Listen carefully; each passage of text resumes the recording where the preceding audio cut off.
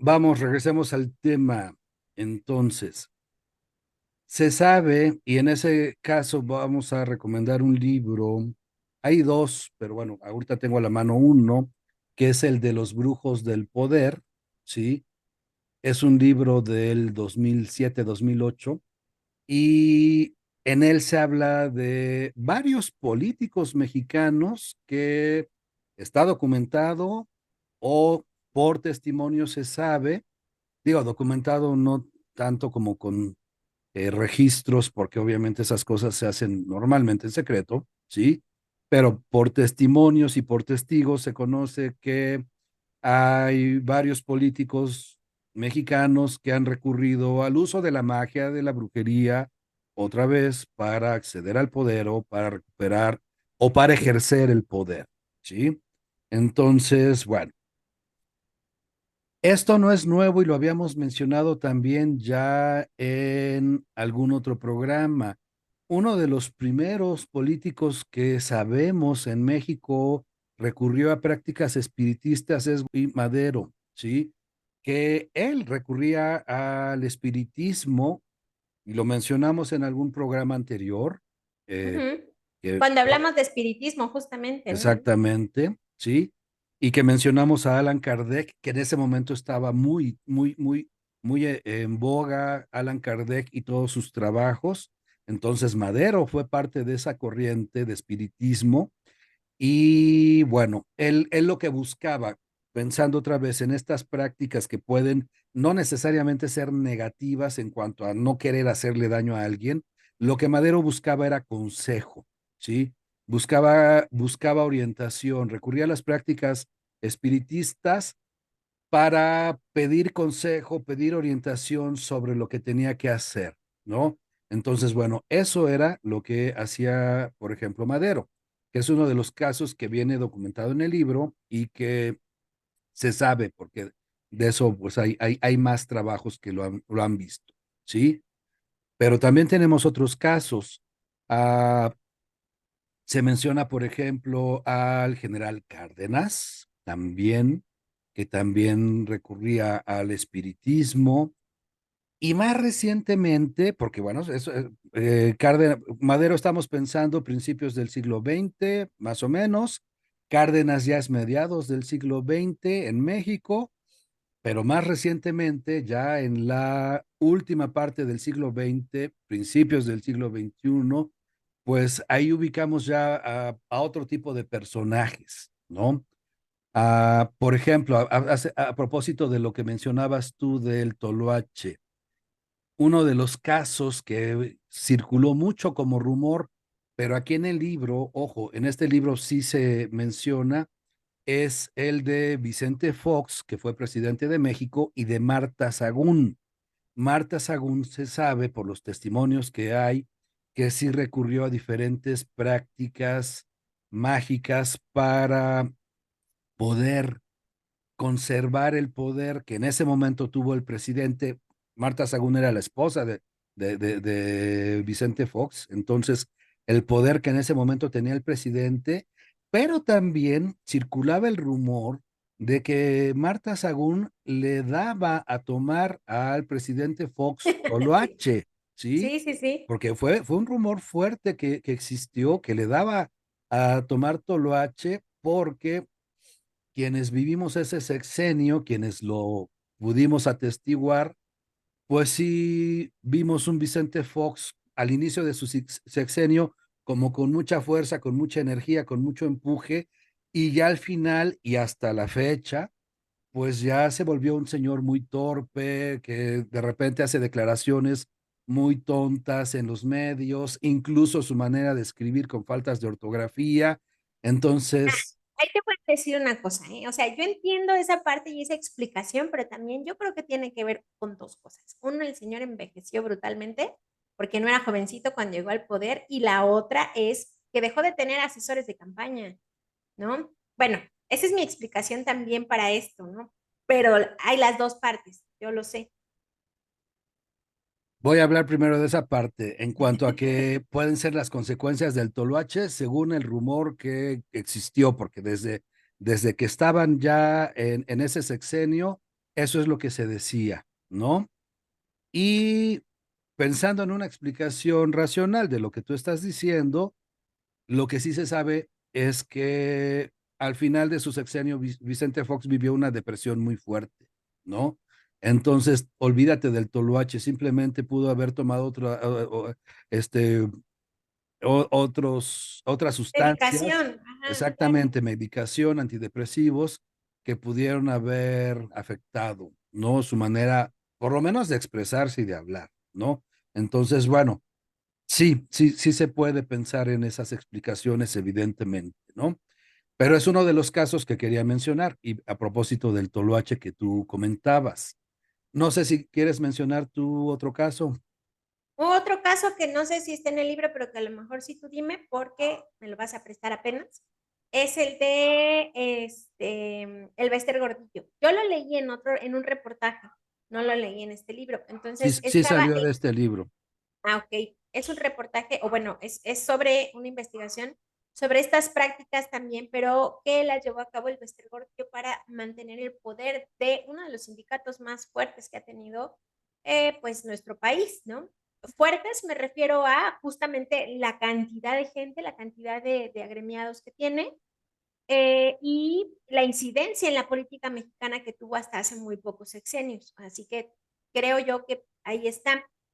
Se cuenta justamente en esta investigación que el Baester fue incluso hasta África a realizar ciertos rituales mágicos, en los que se cuenta quien testimonia esta historia, que una de las cosas que tenía que hacer era desollar un león, que obviamente no lo hizo ella, y usar el traje de un león para poder, digo, la piel de león a manera de traje, para poder tener la fuerza, la ferocidad de ese animal y que no la quitaran del poder. Sí, A y cambio, con la sangre fresca. O sea, sí, o sea, recién fue desollado, así chorreando sangre, así tenía que exactamente. usar al león para tener como todo su humor de fortaleza de león. Y a cambio, porque esa se sabe que también era como una práctica religiosa no tan positiva, tenía que dar algo a cambio. Y a cambio podía en este caso ofrecer a alguien que quería. Y Que lo no que sí, necesariamente, ojo con esto, no necesariamente es que lo ofrezca. no que lo No. debe más bien, ¿no? Porque al final si no es que ella haya Es un ofrecido a alguien, intercambio que es un intercambio. no necesariamente ella decide. Ajá, exacto, eso tienes totalmente la razón, porque justo cuando le mencionan que si está dispuesta a pagar el precio, según el testimonio, ella dice que sí, pero justo no sabe cómo se le van a cobrar. Y tuvo un nieto que murió, que era un nieto al que ella amaba muchísimo y tenía una devoción tremenda, y justo este nieto falleció poco tiempo después, igual cuando era un niño. Así que cuando el niño falleció se dio cuenta, o dicen, dice la investigación, que es cuando alcanza a entender dónde, o más bien cuál era el precio de lo que había conseguido políticamente hablando. Y hay que también ser honestos, no solo se Y hay que trataba de, mencionar que fue un accidente trágico, o sea, ah, sí, no fue de causas naturales, el no, nieto muy pequeño de edad muere en un accidente trágico, me parece que fue incluso en casa del Bester, ¿sí? Y ahí es donde, como dices tú, de repente se da cuenta que ese fue el precio que tuvo que pagar. por el poder político y económico, ¿no? Porque también sabemos lo que conlleva un sindicato de las magnitudes del sindicato del CENTE, por ejemplo. Que hay que Eh, decirlo para quienes no sepan, es el sindicato de maestros, de profesores, de todo en ese momento era de todo el país, abarcaba todos los profesores de toda la educación que dependía de la SEP, de ¿no? educación básica, sí, y entonces eran muchos agremiados, era una cantidad fuerte de cuotas, obviamente, que estaban cobrando cada mes, y lo que implicaba que dices tú, el peso político, porque además también eso eran votos en Exacto, los porque era periodos de elección. votos, claro. Pero ahí viene otra cosa, o sea, era no solo básica, Marco, eran todas las dependencias de la SEP. Eso incluía, por ejemplo, el Politécnico. El Politécnico, que no es educación básica, era automáticamente, cualquier persona que trabajara ahí era un agremiado del centro, sí, del centro. Y de cualquier otra institución de media superior y demás que dependiera directo de la SEP, tenía en automático a sus trabajadores dentro de este sindicato. Entonces, ese poder tan enorme, pues fue histórico, ¿no? Para quienes nos ven desde México, pues saben de lo que les estamos hablando, del enorme poder que llegó a tener el Westergordi. Sí, creo que de los casos que esa investigación, como te comentaba, sí salió de este libro, ¿sí? Y hay más personajes de los que podríamos hablar, pero tal vez aprovechando que estamos hablando del continente africano, podríamos pasar a otros casos que me parecen muy interesantes también, que es el caso de Fidel Castro en Cuba. ¿Te parece que hablemos primero de él? Sí, claro, claro, porque también hay muchas explicaciones acerca de su tiempo en el poder, ¿no? Sí. Y otra vez, recuerden esto, estamos hablando de una interpretación, ¿sí? No estamos diciendo esto se explica de esta manera, estamos hablando de cómo se ha explicado, uno de los aspectos que se ha explicado, porque sobre todo esto es a partir de los mismos discursos que mencionaba Aida, desde los mismos discursos del poder, desde las mismas prácticas de quienes están en el poder, ¿sí? Entonces, no estamos diciendo, esta es la razón y por eso es que no. Estamos diciendo, este elemento fue parte de un discurso, fue parte de una práctica y tuvo un efecto en la población, ¿sí? Pensando, vamos ya a hablar del caso de Cuba, no hay censos oficiales porque igual que mencionabas tú el vudú en Haití, no es la religión oficial. En Haití no es la religión oficial es la católica, ¿sí? Y en Cuba también no hay una religión oficial por el Estado, por el tipo de gobierno, por el sistema que tienen, no hay una religión oficial, pero la práctica de la santería no es claro. Algunos opinan que puede ser como el 60% de la población. Yo creo que podría ser hasta un poquito más, pero bueno, es como de Yo las... también, pero fíjate, aunque no hay cifras oficiales, sí hay estudios que hablan acerca del porcentaje de gente que la practica o que practica algún tipo de religión afrocubana, pero lo cierto es que en el caso cubano sí hay una persecución sistemática del Estado en una parte del gobierno de Castro para quienes practicaban estas religiones. Sí, en un primer momento, ¿no? En un Ajá. primer momento hubo esa persecución. Y aquí nada más para continuar con esto del el porcentaje de la población, platicando yo con un cubano, que en este caso era un académico, profesor de la universidad, él lo decía con mucha naturalidad, porque es lo mismo que sucede en México, ¿no? Él decía, bueno, aquí en Cuba no todos son santeros, pero pues quien más, quien menos, por lo menos se ha hecho un despojo, ¿no? Que es Exacto. lo que en México se llama una limpia, ¿no? Y lo podemos saber, ¿no? O sea, en México, bueno, la gente, lo hemos dicho otras veces, puede decir que es católica, puede decir que ejerce cualquier religión, pero en algún momento se ha hecho una limpia o ha ido a que le lean las cartas o a que le lean el tarot o etcétera, ¿no? O O sea, que le limpien con un huevito. ajá, entonces, bueno, eso es como parte de el contacto que se puede tener con este tipo de creencias, con otros sistemas de creencias que no necesariamente es la religión que uno dice que tiene, ¿no? Y que Entonces, también hay que mencionar que el sincretismo con la religión católica en México es muy tolerante con muchas otras prácticas que no son propiamente católicas. sí, no desde el punto de vista oficial, o sea, los No, sacerdotes, no, no, desde el punto las de vista autoridades, oficial, no. sí, la jerarquía no es tolerante con eso, pero No, en no, el no. caso de la población sí, ¿no? Y Sí en puede Cuba, coexistir perfectamente como su creencia católica y hacerse una limpia sin que exista algún conflicto ideológico o interior en la gente, ¿no? exactamente, y en Ujú. Cuba es lo mismo. O sea, en Cuba no necesariamente la gente practica las religiones relacionadas con la santería, y vamos a decirlo, no es la religión yoruba, ¿no? O sea, como debería decirse, la religión yoruba, que tiene diferentes ramas, lo que es la regla de Ifá, que son los babalaos, la regla de Ocha, que es lo que llamamos como santería, donde están los santos, Obatalá, Changó, etcétera, y Palomonte. que es lo que se llama paleros, que es la parte, además hay que mencionarlo, Palomonte es la parte, la rama de estas prácticas religiosas más cercana y más parecida al vudú, ¿sí? Y es la que trabaja con espíritus de muertos. Yo conocí un palero, por ejemplo, en Cuba, que él tenía familia en Haití, ¿no? Y entonces lo que él practicaba era muy cercano a lo que se hace en Haití. Entonces, bueno, pero eso es lo que tenemos, ¿no? Y en Cuba, entonces, igual que en México, decíamos, mucha gente no tiene que practicar una de estas religiones y puede eh, ir a que le lean los caracoles, puede ir a consultar un babalao o puede ir a que le hagan un despojo, ¿no? Que es una limpia, ¿sí? Y eso es muy común. O sea, no Ujú. tienes que ser practicante cotidiano de esa religión, pero puedes ir a que te hagan alguno de estos trabajos, por ejemplo, ¿no?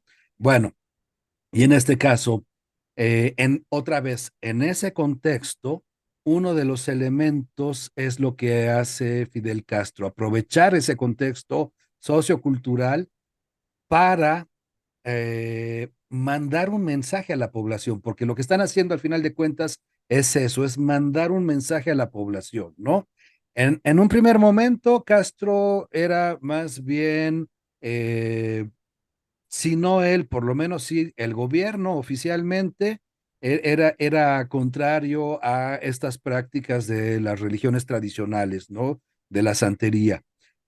Pero desde que él empieza a dar discursos, y hay fotos con eso, hay fotos donde está dando un discurso oficial, vestido con su traje de militar, y se posa una paloma blanca en su hombro, ¿no? En medio del discurso llega la paloma y se posa en su hombro. Obviamente, ¿cuál es la interpretación de esto? Primero, la paloma blanca representa a Obatalá, ¿sí? Y entonces, lo que se dice, lo que se piensa, es que lo está señalando como un elegido, ¿sí? O sea, es un elegido al que está señalando, porque además se supone que esto pasó más de una vez. Hay fotos de un discurso, pero se supone que más de una vez pasó que llegaba la paloma blanca y se posaba en su hombro. Uno puede pensar, claro, se puede entrenar a una paloma Que para tenía hacer un eso. entrenador personal de palomas. Por supuesto, uno puede pensar en eso, pero el mensaje que la población interpreta es eso, ¿no? Un porcentaje de la población lo va a ver como un elegido. Esto es, por ejemplo, lo que sucedía. Y también, y esa parte me la contaron en Cuba también, me la contaron, no recuerdo, bueno, fue en Cuba que me contaron, no recuerdo en qué año fue, pero en el último periodo de Fidel Castro, donde ya estaba enfermo, recordemos que él cede el poder a su hermano Raúl Castro, justo porque ya es muy grande de edad, ya está enfermo y entonces tiene que ceder el poder. Pero en ese periodo, sí, él viaja a África también.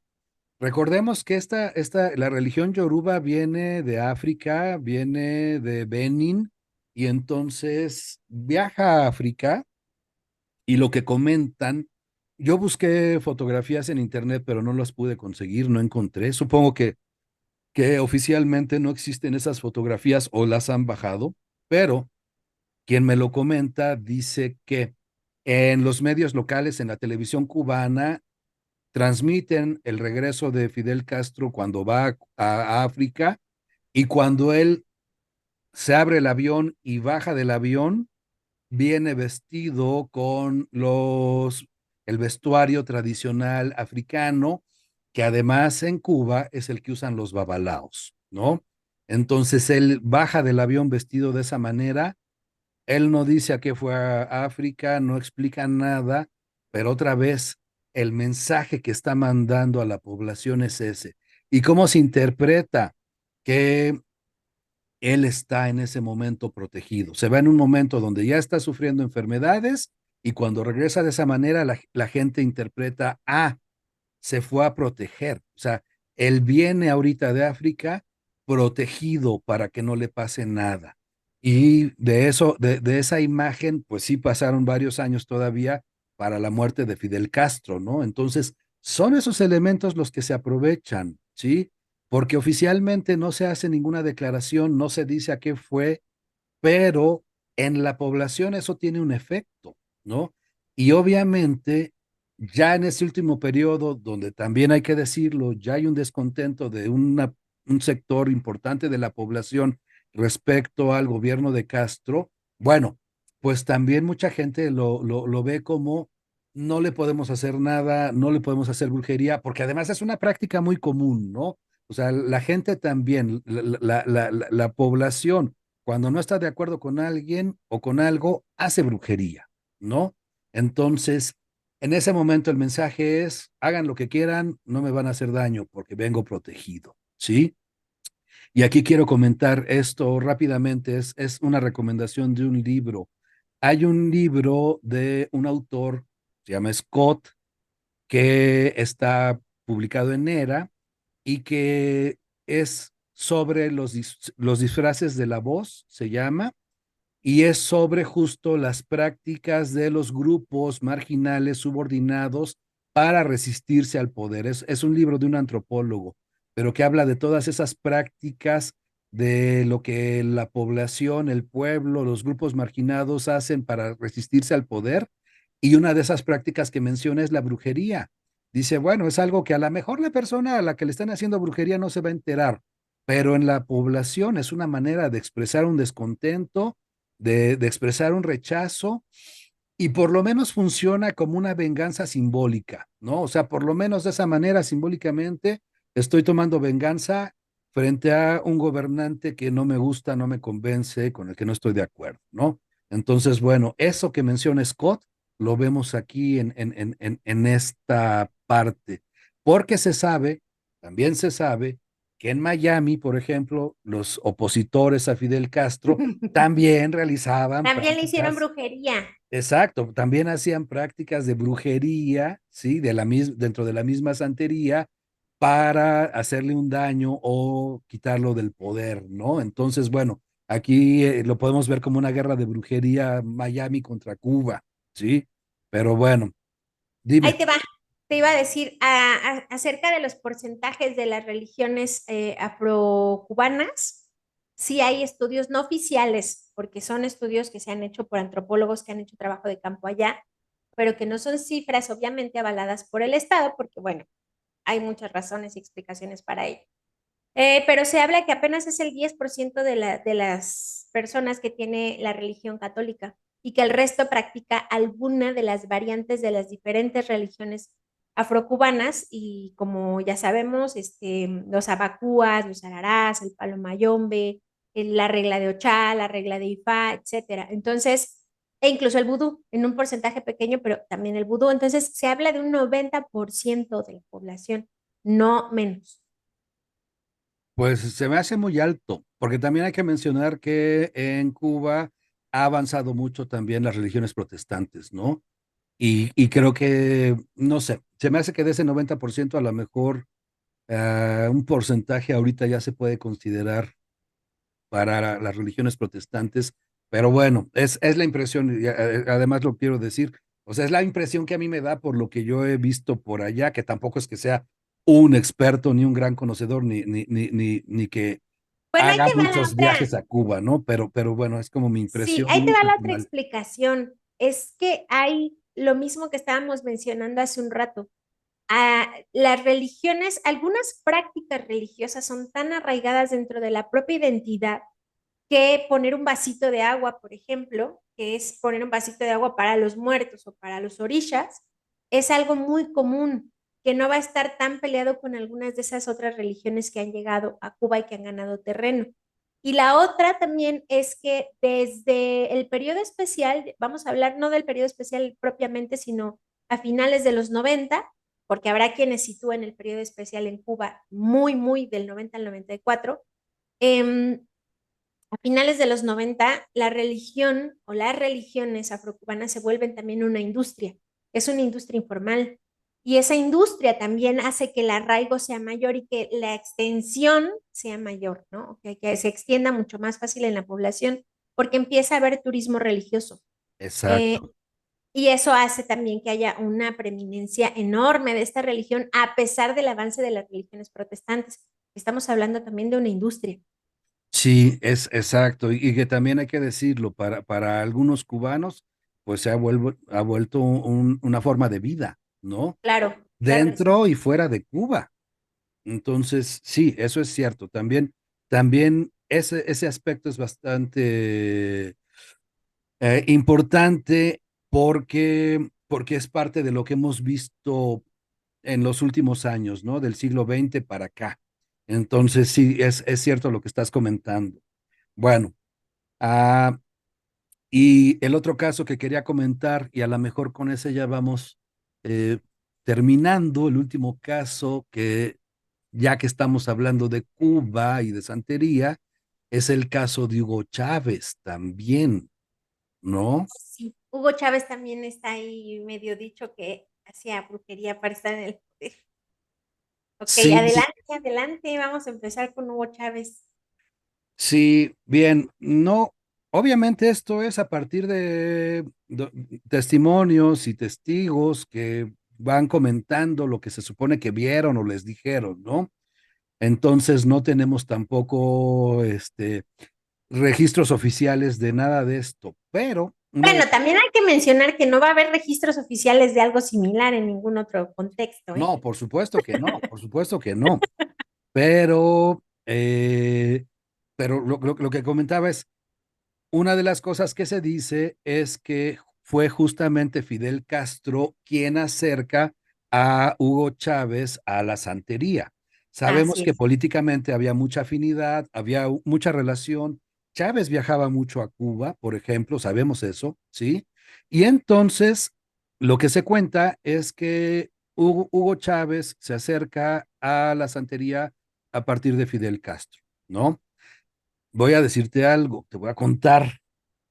Yo, fueron pocos viajes a Cuba, digamos, pero estuvieron bien aprovechados.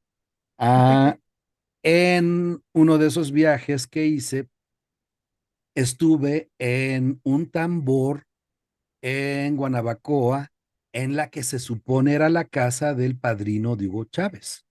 O sea, yo iba con un grupo de gente, llegamos de paso, porque no íbamos a eso, llegamos de paso a Guanabacoa.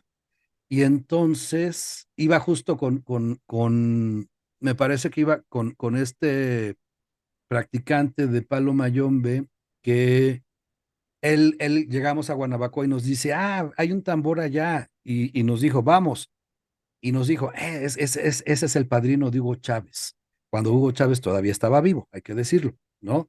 Bueno, yo no lo sé, eso fue lo que me dijeron, no me consta, pero era un tambor que se estaba haciendo en una casa. Quienes no tengan claro esto, un tambor es una fiesta Ceremonia. religiosa, es una Ujú. ceremonia, una fiesta religiosa que se dedica a un santo en particular en una casa, y que es justo con los tambores bata con los que se toca toda la música, son cantos religiosos, la gente En baila, Yoruba, perdón, en Yoruba, además.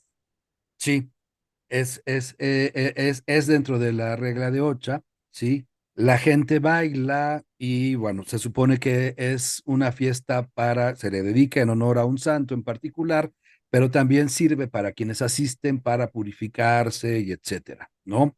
Bueno, entonces me tocó ver eso. Era una casa normal, no era una casa lujosa, no era ostentosa, era una casa normal, pero bueno, dicen que era del padrino de Hugo Chávez, ¿no?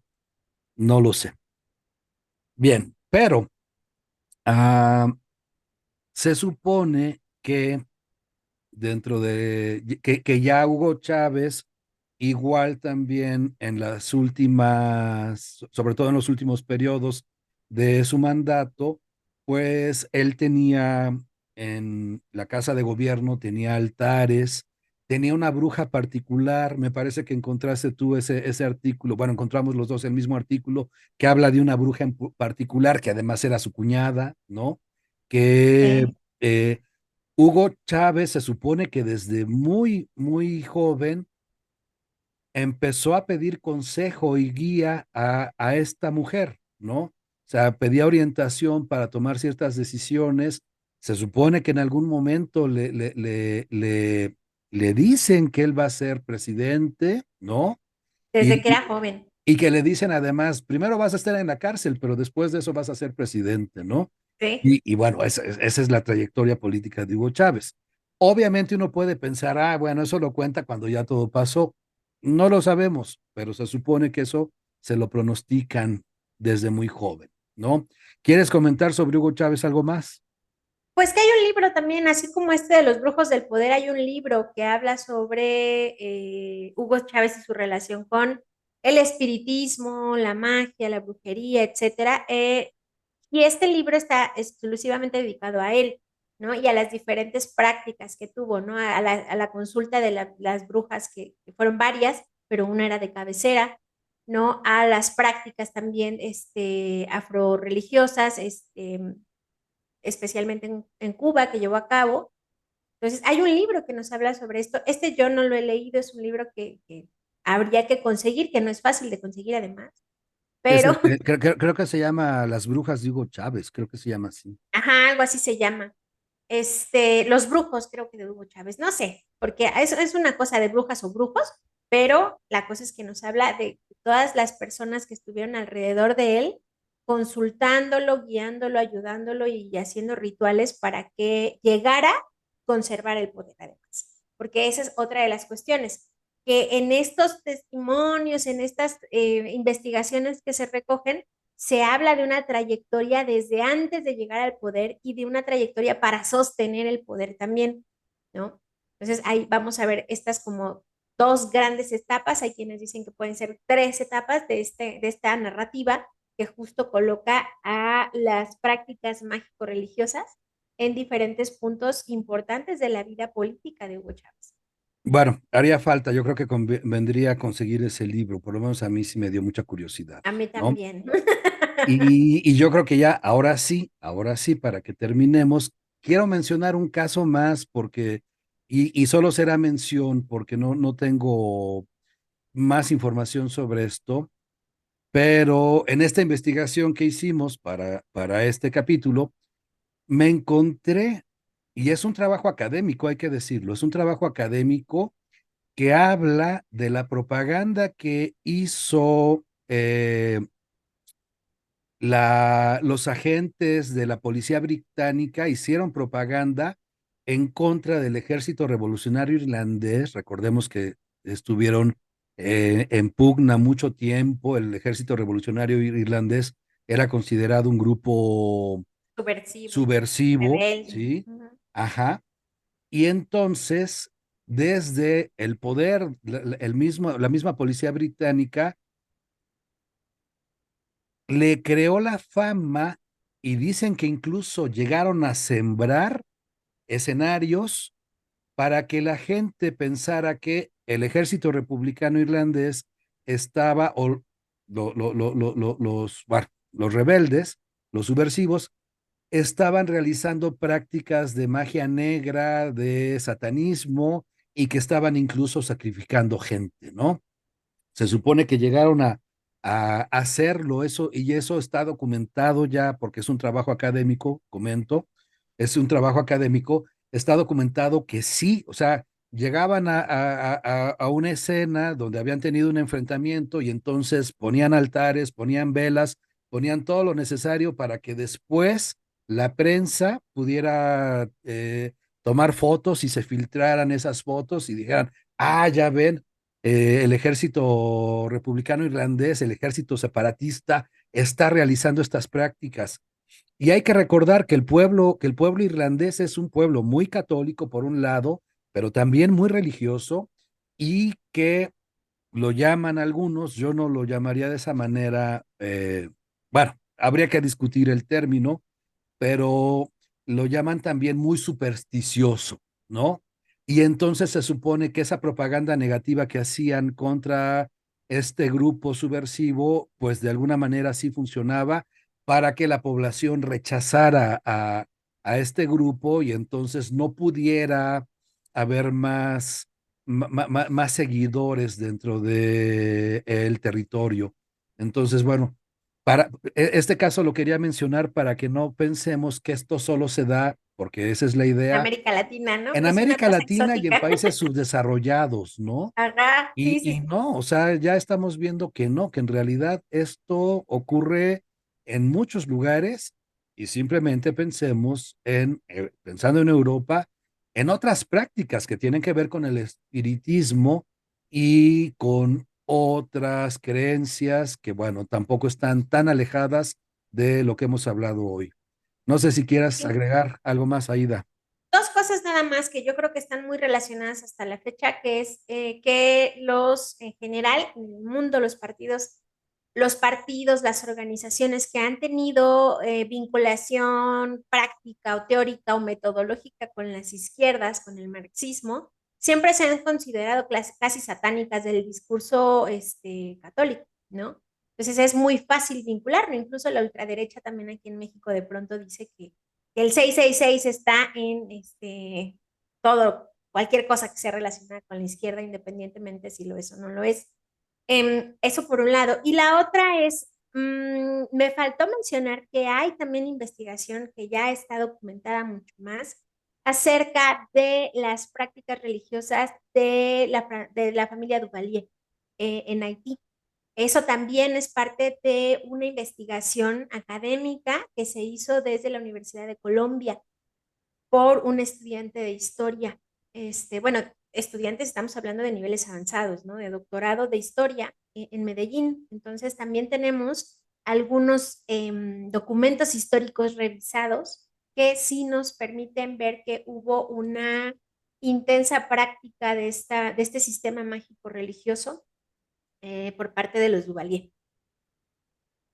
Sí, sí, sí, no. Para algunos casos, como comentas, sí hay trabajos académicos muy serios, sí, sobre todas estas prácticas.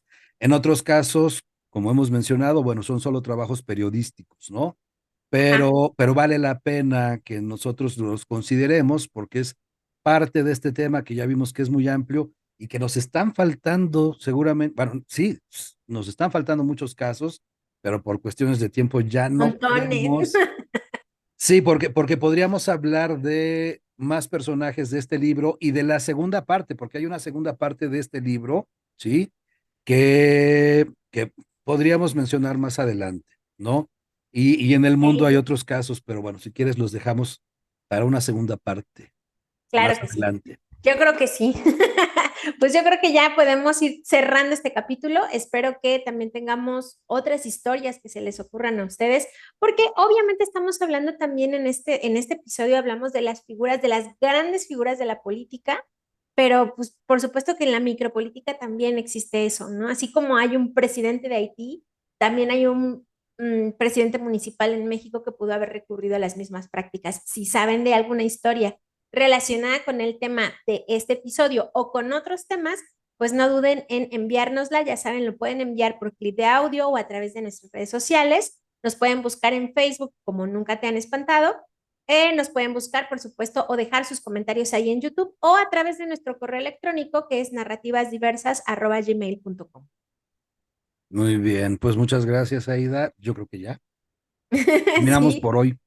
nos vemos en otro episodio, Marco. Hasta luego. Gracias.